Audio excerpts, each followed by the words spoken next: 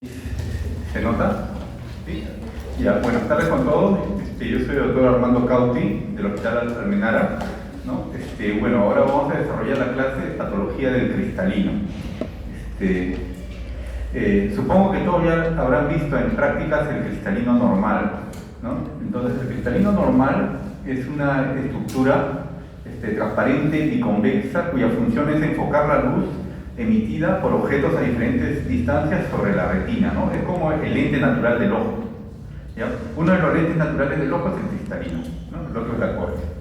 Tiene un diámetro aproximado de 10 milímetros, ¿ya? ¿No? Y una longitud axial, o sea, un espesor de 4 milímetros aproximadamente. Eso es lo normal, ¿no? Está formado por fibras derivadas del epitelio del cristalino, ¿no? Una fina cápsula circundante que corresponde a la membrana basal del epitelio, y posee fibras no solublares, ¿no? O sea, el cristalino no está flotando, no está sostenido por las fibras solublares que están conectadas al músculo ciliar, ¿no? Acá pueden ver las fibras solublares. Y que esto permite que cambie su curvatura para ejercer la función de la acomodación, ¿no? Eso es lo que vamos a ver más adelante. En cuanto a la embriología, tiene un origen embrionario del ectodermo superficial gracias al alargamiento de la vesícula óptica, ¿no? Que logra ponerse en contacto con el ectodermo, ¿no? Con la superficie del ectodermo, dando lugar a la formación de la plácoda cristaliniana, ¿no? Esta es la plácoda cristaliniana, todo eso. Esta última plácoda cristaliniana sufre una invaginación inducida por la copa óptica, convirtiéndose en la vesícula cristaliniana, ¿no? Esta es la vesícula cristaliniana. La forma mediante la cual esta estructura recibe nutrición es a través de una red vascular proveniente de la arteria hialoidea, o conocida como la túnica vasculosa lentis, que involuciona en la etapa fetal. En algunos pacientes esta no involuciona o puede quedar restos, ¿no? Y al hacer el examen del fondo de ojo uno puede ver algunos restos de esta túnica vasculosa lentis, ¿no?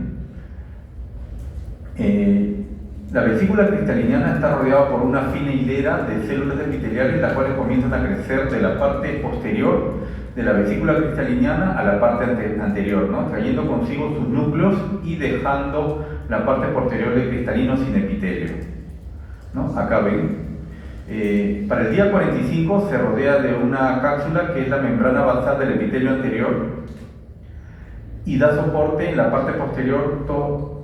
Toda esta estructura recibe el nombre de bolsa capsular, ¿no? La bolsa capsular tiene la cápsula anterior, la cápsula posterior, el ecuador, ¿no? Y esta bolsa está sostenida a través de las fibras sonulares, ¿no? Cuando tengan la oportunidad de ver una cirugía de catarata, vamos a explicar, ¿no? Dónde está el lente ocular, que está alojado en la bolsa capsular. Terminando esto, podemos decir que está formado el núcleo embrionario. El núcleo embrionario es rodeado por unas fibras secundarias que migran en forma de Y, ¿no? Y Y invertida, que dan origen al núcleo fetal. Este es el núcleo fetal. Las fibras que migran hasta el nacimiento constituyen el núcleo juvenil. Y al nacimiento vamos a ver que las fibras epiteliales se elongan y dichas prolongaciones rodean el cristalino, ¿no? Constituyendo un núcleo adulto y la corteza. Este ciclo continúa durante toda la vida, es decir, que el cristalino continúa creciendo durante toda la vida. Está envuelta por una cápsula de 10, ¿no? De 10 a 15 micras en su cara anterior, que es la cápsula anterior, ¿no? Y de 5 micras en la cápsula posterior. La cápsula posterior es más delgada que la cápsula anterior. Por debajo de la cápsula anterior presenta células epiteliales nucleadas, ¿no? Con actividad mitótica, que se están reproduciendo en forma de mitosis. Estas células van migrando hacia el ecuador del cristalino y van perdiendo su núcleo y organelas, ¿no? Y convirtiéndose en fibras que se compactan en la porción central del cristalino. Las que están más compactas y centrales constituyen el núcleo del cristalino y las más periféricas conforman la corteza, ¿no? La corteza del cristalino. Permanentemente se van depositando estas fibras cristalinianas como las capas de una cebolla, ¿no? De manera que el cristalino crece durante toda la vida. Al momento de nacer pesa 90 miligramos y en la edad adulta puede pesar hasta 255 miligramos o más, ¿no? Por eso el cristalino crece, aumenta su tamaño durante toda la vida y ya cuando hay cataratas en la población mayor ya son un cristalino puede llegar a un diámetro de 5, a un espesor de 5.5, ¿no? Recordemos que tiene 4 milímetros. Entonces el cristalino crece y comprime las estructuras dentro del ojo, ¿no? Imagínense, este es el globo ocular y el cristalino empieza a crecer, ¿no? Y si es un ojo chiquito, como que tienes algo que está creciendo adentro y como que las estructuras se comprimen más cerca, ¿no? Y puede ocasionar glaucomas de ángulo cerrado, glaucomas facomórficos, ¿no? O cataratas complicadas. ¿Cuáles son las funciones del cristalino? Por un lado, aporta el poder convergente del ojo, ¿no? Ya dijimos que es el lente natural del ojo para enfocar las imágenes en la mácula, ¿no? Que está en la retina. Tiene un poder de convergencia de 18 a 20 dioptrías, ¿no?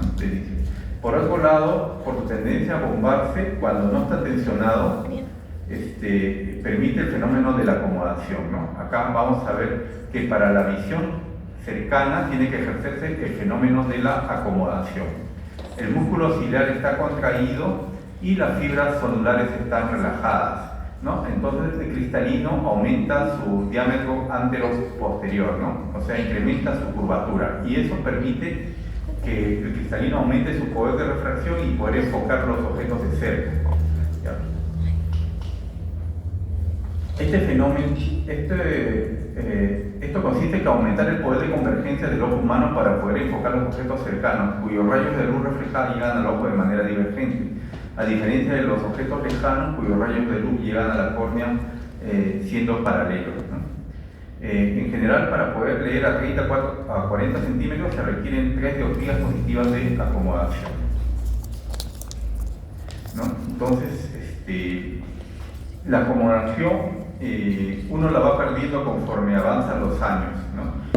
Los bebitos, ¿no? Al nacer pueden ver objetos a distancias muy cercanas, ¿no? A 8 o 9 centímetros, ¿no? Porque tienen un poder de convergencia muy fuerte.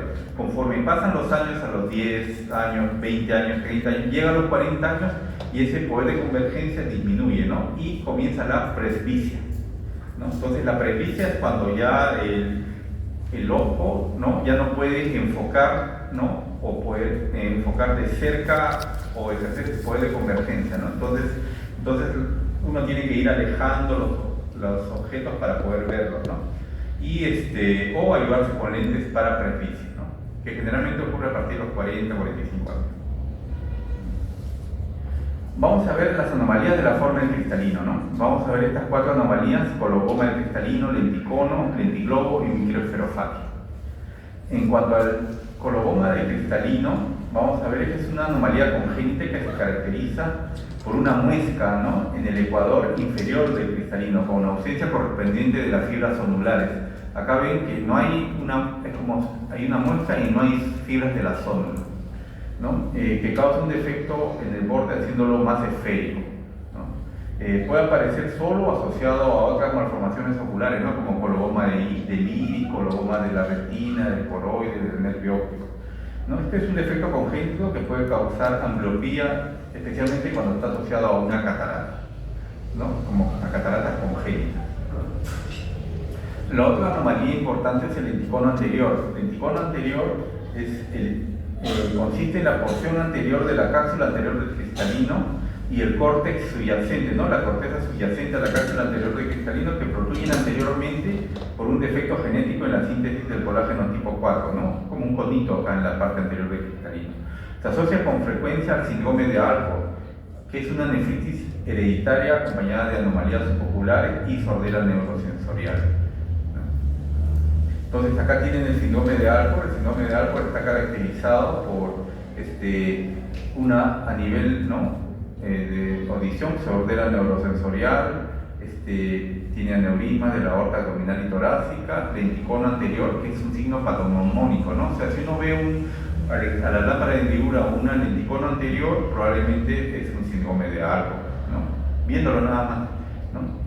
Tiene retinopatías en flecos, ¿no? Y adelgazamiento retinal temporal característico, ¿no? Acá la retina al lado temporal de la fobia está más adelgazada que el lado nasal, ¿no? Entonces te llega un paciente con insuficiencia renal, ¿no? Con sordera neurosensorial, ¿no? Y no saben cuál es la causa de su nefropatía, probablemente es un síndrome de Alport, ¿no? Ven el ojo, hacen un examen oftalmológico y pues si tiene un lenticono anterior es un síndrome de Alport, ¿no? Muchos pacientes que no están diagnosticados, ¿no? Que tienen estas características, llegan a oftalmología y se les hace el diagnóstico, ¿no? De síndrome de Alport, ¿no? Porque ya están muchas veces en hemodiálisis, ¿no? Y no saben cuál es la causa, ¿no? El lenticono posterior es una deformidad cónica situada en el polo posterior del cristalino, ¿no? La parte anterior, la parte posterior. Puede observarse como parte del síndrome de Lowe, que es una enfermedad ligada al cromosoma X caracterizada por aminoaciduria, acidosis, retraso mental, con cataratas congénitas y glaucoma. Y también puede estar asociado a miopía axial y astigmatismo irregular. Como hay lenticono anterior, también hay lenticono posterior, ¿no? El otro es el lentiglobo. El lentiglobo es la deformación localizada de la superficie del cristalino, es más esférico, ¿no? Este es un cristalino normal, un lente normal, pero acá ven que hay una deformación, ¿no? Un poquito más esférica. Y en la parte posterior es más común, ¿no? Y está asociado a opacidad polar posterior, ¿no? Con una catarata polar posterior. Lo otro es la microesferofagia. ¿Qué es la microesferofagia? Es un cristalino más pequeño. Es un trastorno poco frecuente del segmento anterior del ojo caracterizado por la presencia de un cristalino esférico, inusualmente pequeño, con un aumento del grosor antero-posterior, ¿no? Y visibilidad del ecuador del cristalino en miriasis completa, ¿no? Cuando uno hace la dilatación farmacológica del paciente en miriasis, generalmente no se ven las fibras ondulares, pero en estos casos sí se logran ver. Está en miriasis y se ve toda la sombra, ¿no? La afectación es típicamente bilateral y puede asociarse con luxación o subluxación del cristalino, ¿no? Asociados a glaucoma de ángulo cerrado. Generalmente la luxación es hacia adelante, ¿no? Hacia cámara anterior. Ya vimos las 4 anomalías de la forma, ahora vamos a ver las anomalías de posición. Vamos a ver el síndrome de Marfan, el síndrome de Weill-Marchesanni y la homocistinuria, ¿no? En el síndrome de Marfan está caracterizado por una luxación superior del cristalino, o sea, hacia arriba. El síndrome de Weill-Marchesanni, una luxación hacia adelante, ¿no? Asociado a microesferofagia, y la homocistinuria, una luxación hacia abajo, inferior, ¿no? Entonces acá ven el síndrome de Marfan, ¿no? Estos ojos son los ambos ojos, la luxación del cristalino está hacia arriba, ¿no? Superior, ¿no? Y es una enfermedad sistémica del tejido conectivo caracterizada por una combinación variable, ¿no? De manifestaciones cardiovasculares, musculoesqueléticas, oftalmológicas y pulmonares, ¿no? Es una herencia autosómica dominante, ¿no? Es decir, si la mamá es sana y el padre tiene la enfermedad, el 50% de los hijos puede salir con la enfermedad, ¿no? La causa de este síndrome es una mutación en el gen FBN1 localizado en el cromosoma 5, ¿no? Y como dijimos, al tener una herencia dominante existe un 50% de riesgo de transmitir la enfermedad a la descendencia. Y el 50 y 80% de los pacientes presentan ectopia lentis, es decir, presentan luxación superior del cristalino, ¿no? Tiende a ser bilateral y simétrica, superior y a nivel temporal, ¿no? Para el lado temporal, ¿no? Para el lado nasal. La otra anomalía de posición es el síndrome de Weill-Marchesanni. Es una alteración poco frecuente del tejido conectivo, ¿no? Que tiene afectación a nivel ocular. Los pacientes presentan baja estatura, braquidactilia, ¿no? Dedos cortos, ¿no? De manos y pies, con rigidez articular, microesferofagia, miopía lenticular progresiva, luxación cristaliniana y glaucoma secundario, ¿no? Fue descrito por Weill-Marchesanni en 1932 y 39, ¿no? Y se han documentado varios casos de herencia autosómica dominante y recesiva. El otro grupo de anomalías de posición es la homocistinuria, ¿no? Es un error innato del metabolismo causado por una deficiencia de la tionina beta sintetasa con herencia autosómica recesiva, ¿no? El cuadro clínico se caracteriza por déficit mental, luxación del cristalino inferior, ¿no? Acá ven que el cristalino está luxado hacia abajo, ¿no? Cambios esqueléticos y tendencia a fenómenos congoembólicos, ¿no? Puede acompañarse de iridonesis, ¿no? Que el iris se mueve, ¿no? En forma, ¿no? Espontánea. La luxación ocurre en la posición inferior y nasal, ¿no? Por lo que este dato se ha considerado patognomónico de esta patología, ¿no? A diferencia del Marfan, ¿no? Que la luxación es superior y temporal, ¿no? La luxación es inferior y nasal. Y la homocistinuria es una enfermedad metabólica de diagnóstico tardío en el Perú, ¿no? En nuestro país, ¿no? Como en otros países probablemente. O sea, pacientes con déficit mental, ¿no? Con alteraciones musculoesqueléticas, ¿no? Probablemente al hacerse el examen se son diagnosticados de homocistinuria, ¿no? Entonces, si se hubiera hecho un diagnóstico precoz, se hubiera podido dar algún tipo de tratamiento a estos pacientes, ¿no? Pero como no es un paciente que está con homocistinuria, ¿no? Es un déficit mental por ese problema, ¿no? No por una alteración psiquiátrica, ¿no? Otro tipo de... Entonces, ustedes viendo solo con un examen oftalmológico pueden diagnosticar varias cosas, ¿no? Pueden diagnosticar un Marfan, una homocistinuria, un Weber-Marquesani, ¿no? Entonces, un Alport, ¿no?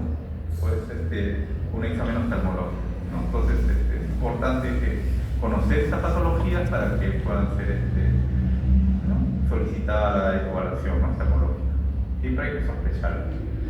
Ahora vamos a pasar a otra patología muy común, ¿no? Que es la catarata, ¿no? La catarata está asociada a la edad. Asociada a la edad es el tipo más frecuente, ¿no? La prevalencia de las cataratas aumenta con la edad en diferentes grupos raciales, ¿no? Desde el 4% a los 55 a 74 años hasta el 92% en mayores de 80 años. Y que el bajo nivel socioeconómico es también un factor de riesgo para desarrollarlas, ¿no? Y la presencia de cataratas se asocia con un aumento de la mortalidad del individuo, ya que está asociado con enfermedades sistémicas tipo la diabetes o el tabaquismo, y aumenta el riesgo de caídas, ¿no? y consecuencias. Clínicamente es significativa cuando el paciente tiene discapacidad visual, ¿no? Disminución de la huella visual, disminución de la visión periférica, disminución de la percepción de profundidad, ¿no? alteración en la percepción del color, ¿no? y deterioro de la velocidad de procesamiento visual. Generalmente tienen mayores dificultades para conducir, ¿no? y dificultades para conducir. En el Perú creo que han puesto la edad máxima para brevetes es 80, creo, no han aumentado 80, ¿no? pero con evaluaciones, ¿no? Es característica la ceja a los de las luces, ¿no? a los vehículos al conducir. Vamos a ver la clasificación, ¿no? Según su ubicación y características es la catarata nuclear, la catarata cortical y la subcapsular posterior. La nuclear, como le dice su nombre, ¿se acuerdan, no? Como vimos en la embriología había el núcleo del cristalino, ¿no? Entonces acá vamos a ver que la catarata está más opaca en la parte nuclear, ¿no? A nivel del núcleo del cristalino, ¿no?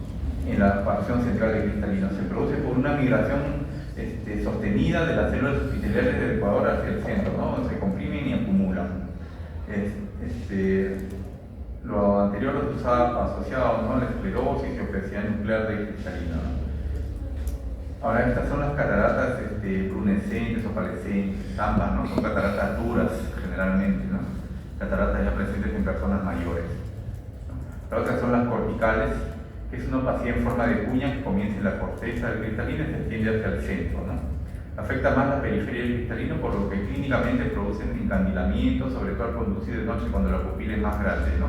¿Qué pasa? En la noche la pupila se dilata, ¿no? Hay una miriasis por la disminución de la luz.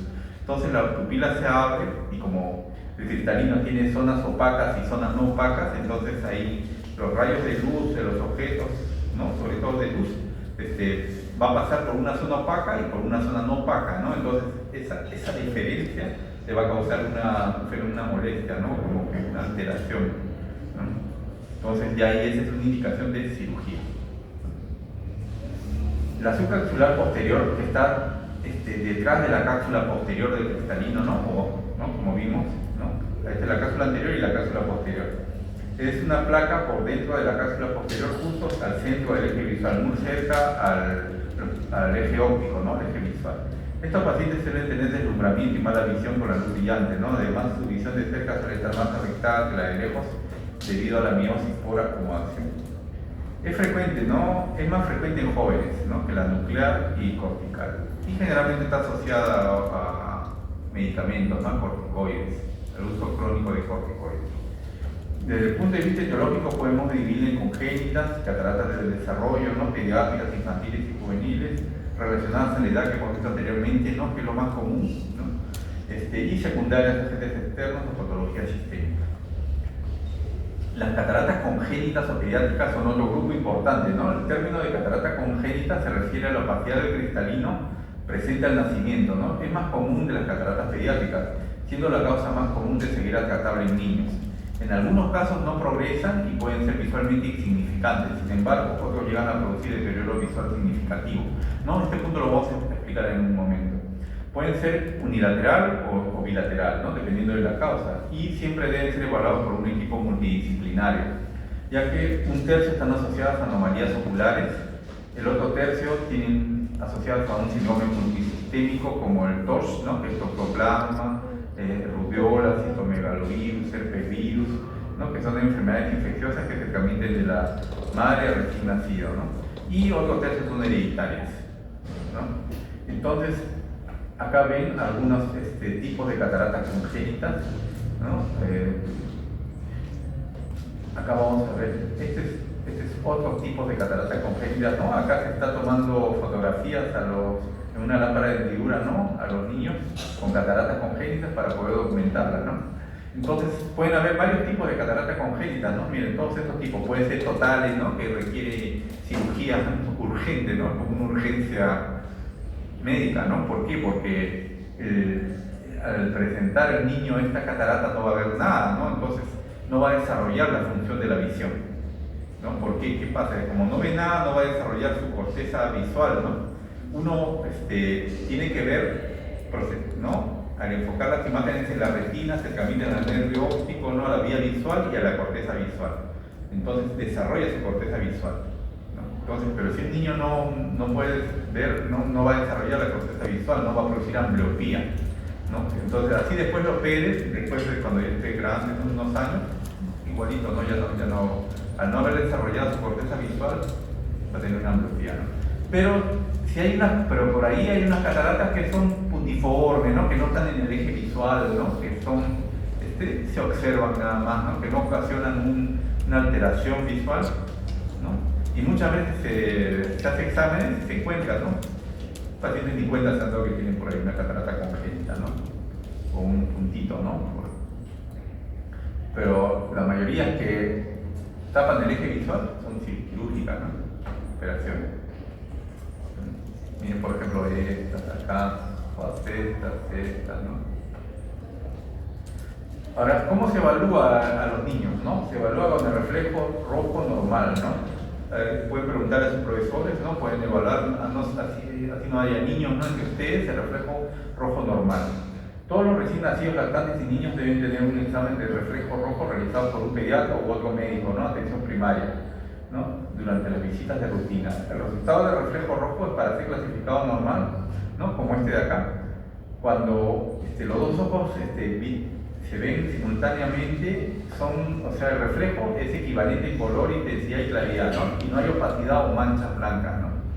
Sobre todo es mejor realizarlo con dilatación, ¿no? O sea, se echa unas gotitas de tropicamida y se puede dilatar, pero si no tienen eso, en un cuarto oscuro de repente pueden hacerlo, ¿no? Con una linternita o con una luz y ver el reflejo rojo, ¿no? Entonces ustedes tienen que ver que el reflejo tiene que ser igualito en las dos pupilas, ¿no? Y no tiene que haber ninguna opacidad, ¿no? Que si hay alguna opacidad, ¿no? Es una leucocoria, ¿no? Entonces tiene que ser derivado a un médico oftalmólogo, sobre todo oftalmólogo pediatra, que vea este tipo de casos, ¿no? Porque puede ser catarata congénita, puede ser una alteración, un tumor intraocular, un desprendimiento de retina, ¿no? Una persistencia de la arteria fetal, ¿no? Que debió desaparecer, ¿no? Pueden ser varias causas, ¿no? Puede ser una infección, ¿no? Entonces, solo al hacer el reflejo rojo es difícil, ¿no? Pero a veces el bebito está con su biberón, ¿no? Y ahí se les aprovecha para hacer, ¿no? Ahora vamos a pasar a ver las cataratas secundarias, ¿no? Puede ser por traumatismos, radiación ionizante, infrarrojo, ultravioleta, ¿no? Choques eléctricos, enfermedades metabólicas, uveitis crónica, ¿no? O sea, inflamaciones intraoculares, síndromes de pseudoesfoliación, ¿no? Que es una patología ocular, ¿no? Y sistémica, o el uso de medicamentos, ¿no? El uso prolongado de corticosteroides administrados de forma tópica o sistémica se asocia fuertemente a la formación de cataratas subcapsulares posteriores, ¿no? Cuando decimos forma tópica, ¿qué significa, no? Hay que preguntar si el paciente ha usado cremas que contengan corticoides, ¿no? Como cremas como la betametasona, ¿no? o los inhaladores, ¿no? Porque a veces son asmáticos, alérgicos, ¿no? Que han usado mucho tiempo inhaladores con corticoides, ¿no? Entonces la fluticasona, la ometasona, ¿no? O hay cremas de betametasona, ¿no? Porque los pacientes no creen que, o sea, ellos no, para ellos eso no es medicamento, ¿no? Creen que el medicamento solo es lo que se toma, lo que te inyectan, ¿no? O sea, ¿no? Entonces hay muchos casos que usan, ¿no? Los pacientes que tienen psoriasis, que se automedican con betametasona, ¿no? O hay pacientes con dolores crónicos, ¿no? Que se automedican, ¿no? Se ponen ampollas de dexametasona, ¿no han visto? ¿No? O van ahí a la farmacia y le ponen dexametasona con un antibiótico, ¿no? Con penicilina, ¿no? Varios, en forma seguida, ¿no? Otros medicamentos usados en forma crónica ocasionalmente puede ser la miodorona, mióticos, ¿no? El busulfán y las fenotiacinas como la clorpromazina y el haloperidol, ¿no? Para enfermedades de tratamiento psiquiátrico que se usa. Acá tenemos una catarata subcapsular posterior por uso prolongado de corticoides. Catarata subcapsular anterior por la fenotiacina, ¿no? Cataratas uveíticas, ¿no? Por uveitis anteriores crónicas, ¿no? O uveitis posteriores, panuveitis, ¿no? Que se pegan, ¿no? O sea, el iris, ¿no? Se adhiere a la superficie anterior del cristalino, hay opacidades, ¿no? Eso se llama sinequia posterior. Entonces, al momento de operar hay que romper estas sinequias, ¿no? Es más complicado, ¿no? Se complican. La inflamación es lo que destruye al ojo, ¿no? Entonces, uno tiene que parar la inflamación, ¿no? Ya sea por uveitis, por infección, por traumática, ¿no? Por quirúrgica, ¿no? Porque el ojo es muy delicado, ¿no? Se inflama y se complica. Las traumáticas, ¿no? Acá ven cataratas traumáticas con ruptura del esfínter pupilar, ¿no? Dehiscencia de la inserción del iris, ¿no? Iridodiálisis, ¿no? Entonces, para hacer un tratamiento de la catarata, ¿no? El tratamiento de la catarata es cirugía, no hay otro, es quirúrgico, ¿ya? Entonces, hay que hacer un examen, aparte de los exámenes sistémicos, ¿no? Como riesgo quirúrgico, evaluación cardiológica, ¿no? Hay que hacer un estudio oftalmológico previo, ¿no? Para ver, ¿no? Acá se está haciendo una biometría, ¿no? Que es el cálculo del poder refractivo del globo ocular, ¿no? Entonces hay máquinas que se llaman los biómetros ópticos, ¿no? Que utilizan, que es un rayo láser, ¿no? Un OCT de tomografías de coherencia óptica de barrido, ¿no? Que me miden el diámetro antero-posterior del globo ocular, ¿no? Y la curvatura.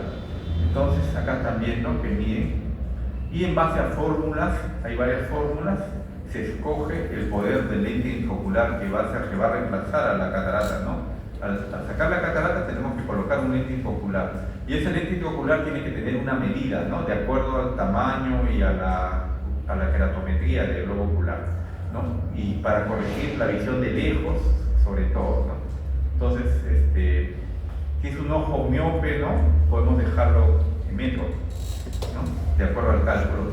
Y también se puede usar lentes que corrijan astigmatismo o lentes multifocales o trifocales, ¿no? Para la corrección de la visión del cerca e intermedia, ¿no?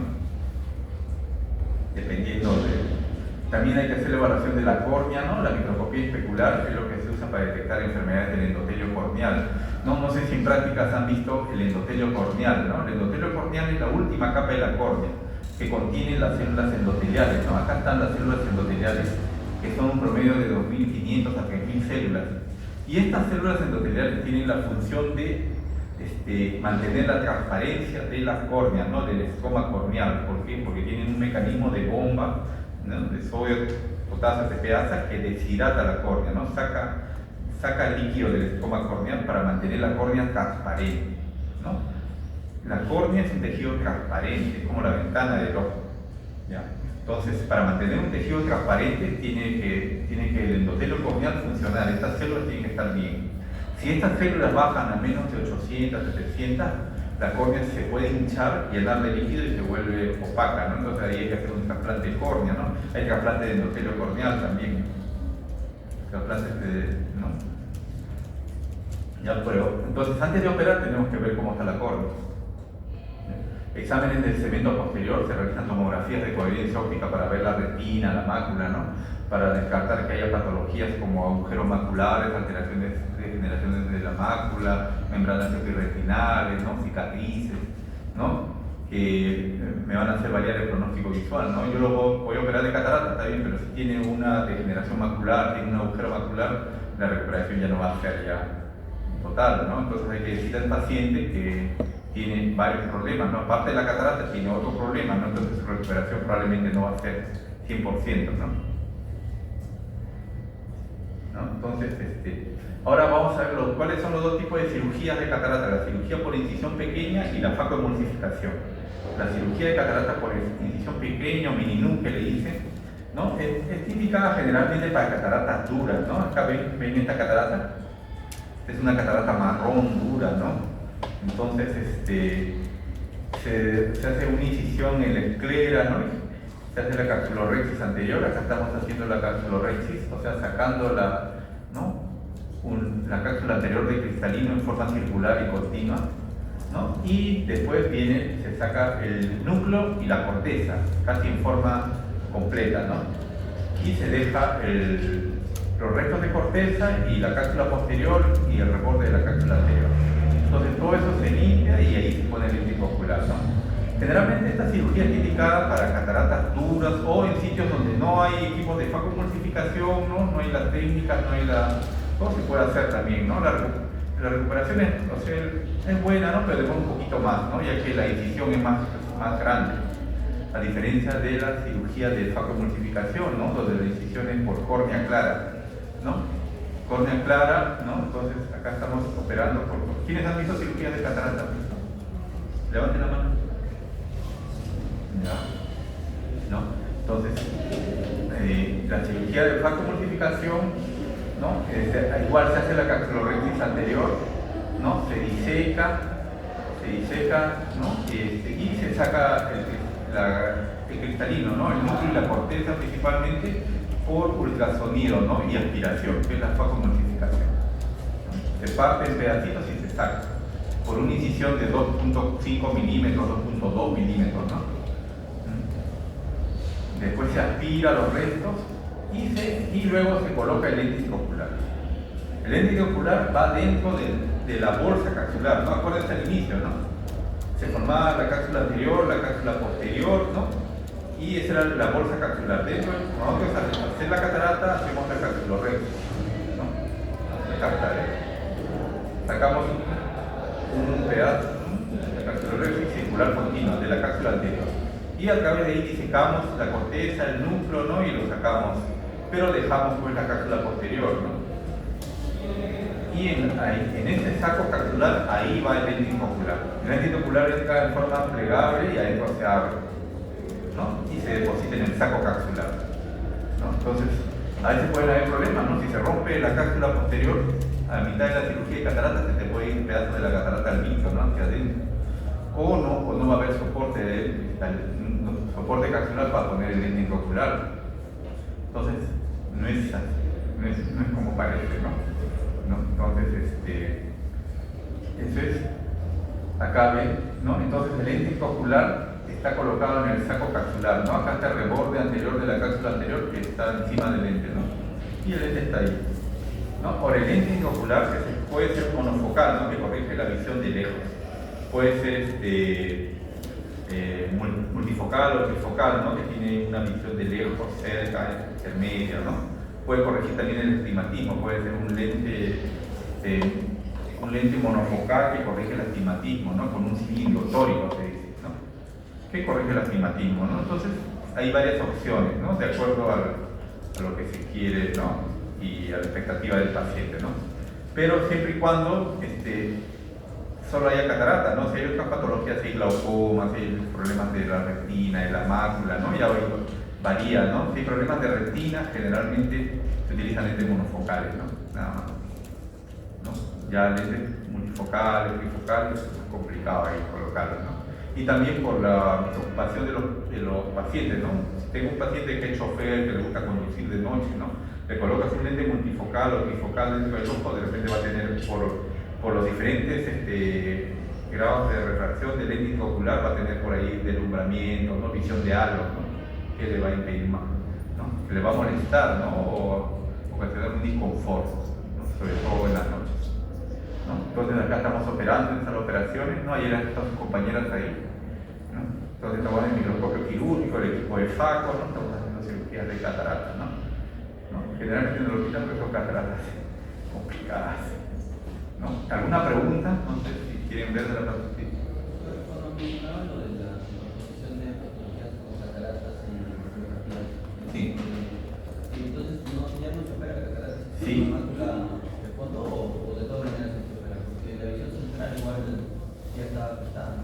Claro, pero la catarata le tapa, pues, ¿no? O sea, la catarata, tienes una visión alterada, ¿no? Y encima tienes catarata, te va a tapar más esa visión, esa poca visión que tienes, ¿no? Entonces, si tú lo operas, puede llegar de repente, si tiene una degeneración de la mácula, ¿no? Puede llegar de repente a 20-40, 20-30, ¿no? Pero si la catarata sigue, el paciente le va a tapar todo lo poco que tiene, ¿no? Si tiene un agujero macular, por el centro no va a ver, ¿no? Como te dices, ¿no? Pero la catarata le va a tapar la visión del periférico, ¿no? Entonces, al operarle la catarata, tú le vas a dar mejor visión periférica, ¿no? Va a entrar más luz al ojo, ¿no? Entonces, le va a ayudar, ¿no? No va a leer el paciente, pero va a tener mayor visión periférica, ¿no? Por ejemplo, la visión periférica te ayuda cuando tú estás caminando y no te chocas con la, ¿no? Si no te chocas con los costados, ¿no? Con las puertas, ¿no? Entonces, todo eso te ayuda, ¿no? Y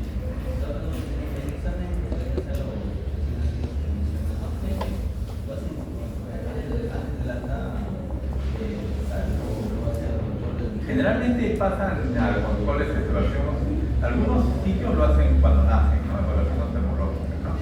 Pero también pueden hacer, ahora si el pediatra o el médico neonatólogo ve alguna anomalía, ¿no? Al realizar el reflejo de fondo rojo, ahí sí hace evaluación, ¿no? Generalmente ahora a los niños que quedan a los colegios les están mandando a hacer exámenes oftalmológicos a los 4 o 5 años, ¿no? Para detectar ambliopía, problemas de refracción. De diagnóstico, claro. Claro, o sea, si tú tienes una catarata congénita, pues no va a haber reflejo rojo, ¿no? Vas a ver una opacidad, ¿no? Le dilata la pupila, ¿ves? Vas a ver algo ahí, un blanco, ¿no? Se llama leucocoria.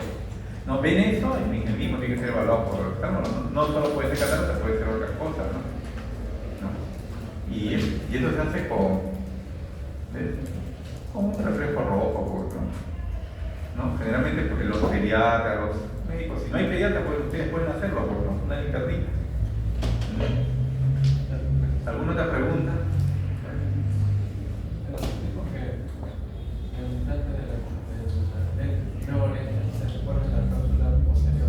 No, en el saco capsular. Bueno, el saco capsular. En el caso que ¿Se rompe? Claro, se rompa o si la misma catarata como que esté muy pegadito al saco capsular. O sea, nosotros, esta es la cápsula anterior y la cápsula posterior, ¿no? Nosotros sacamos acá, ¿no? Como si hicieras un corte aquí y un corte acá, ¿no? ¿Ya? Pero haces una capsulorexia, ¿no? Entonces el lente y sacas toda la corteza y el núcleo, ¿no? Al final te queda un reborde de la cápsula anterior, el ecuador de la cápsula y la cápsula posterior, ¿no? Y esto forma el saco capsular. Acá adentro va a ir el lente intraocular.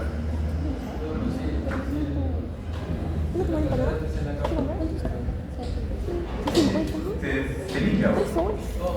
No, es tu capsular posterior, no es la cápsula posterior. Es tu capsular posterior. O sea, está acá, desde la cápsula posterior está detrás, o sea, detrás de la cápsula posterior. Claro, es su catarata, su capsular posterior. ¿Por qué es normal para superior temporal? ¿Por qué la infección? Esos son rasgos característicos, ¿no? Patognomónicos, ¿no? De esas enfermedades, ¿no? Así es una característica clínica, ¿no? Entonces, tú viendo eso puedes diagnosticar, ¿no? Es un Marfan, ¿no? O un Marfan, una homocistinuria, un Wellmark-Stani, un Alford, ¿no? Puedes ver en el icono anterior un Alford, ¿no? Entonces, hay diferentes tipos, ¿no?, de cataratas, no solo es las cataratas seniles, ¿no? Hay por ejemplo, esta catarata ya le está tapando el eje posterior, ¿no? Pero ahorita no va a ver, ¿no? Entonces hay que operarlo, ¿no? Y sacar y poner un lente intraocular, ¿no? Y hacer una limpieza de la cápsula posterior, detrás, hacer encimita de la cápsula posterior, se limpia por el momento de la operación, ¿no? O si no, por último, se pone el lente, faltaba decirles, tú pones el lente intraocular, ¿no?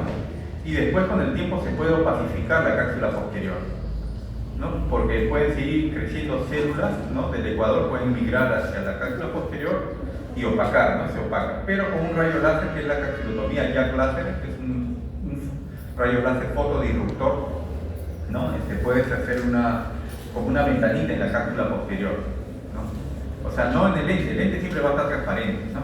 Lo que se va a opacar es la cápsula posterior, eso se llama una catarata terciaria, por decirlo, ¿no?